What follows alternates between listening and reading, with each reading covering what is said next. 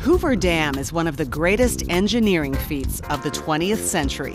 Impressive, considering it was finished back in 1935. It tamed the mighty Colorado River, and it created the biggest man-made reservoir in the United States, Lake Mead.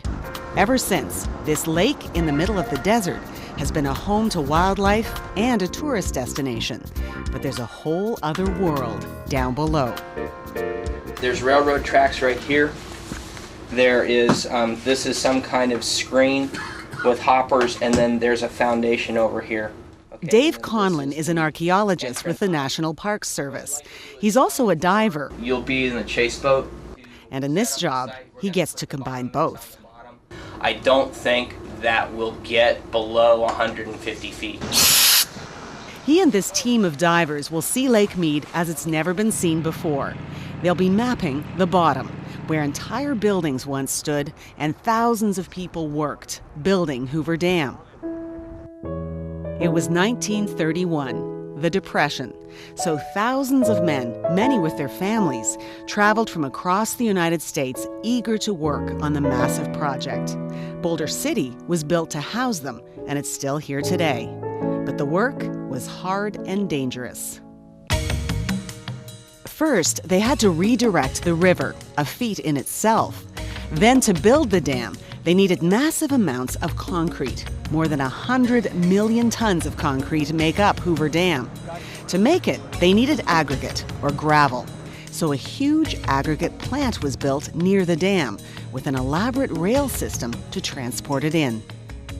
So this is what it looked like. If you look here closely, you can see this is a historic plant overlaid on top of the side scan sonar imagery, and you can see where the railroad tracks were and where the different piles of aggregate are. And now the red dot here is an area that we're interested in because there's a couple of different structures, a conveyor belt that goes underneath the piles of aggregate, some kind of foundation here controlled by a tower. Because they've pinpointed the location of the plant, they know exactly where to take their boat.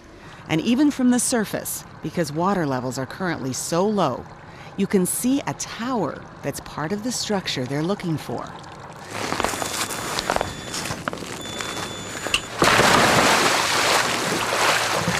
They'll be diving more than 50 meters or 170 feet down. The water is cold, about 50 degrees Fahrenheit, and very black. But an entire work site begins to emerge.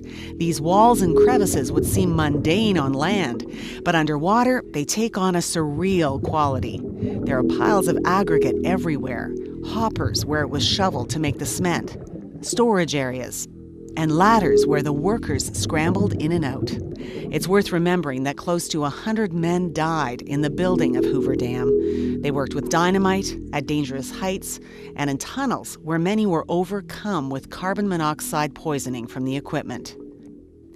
Dave Conlon can only imagine what it would have been like to work here at this plant. I'm sure it was very noisy. There were train cars coming in and out and crushing aggregate. I'm sure there was a tremendous amount of noise, so I don't think it would have been a very pleasant place. But it was certainly, in the depths of the Depression, it was a great place to be because it was steady employment and it was a good job. And you can think, boy, 1931, 1932, people were here, and what a place this looked like. It's just really eerie, and some of it just looks like they were here just yesterday. They just packed up and left. 3,000 He returns. It's cool down there, you guys. You're in for a treat. The next team of divers is getting instructions on where to look. And in fact, that is the whole point of the project. If you follow that out, it'll go to one of the tunnels that goes into the aggregate piles. So that in future, recreational divers who come to Lake Mead will have a guide map to local history. We can go over there with a GPS unit, drop down and have a look and see what's there or what's not there.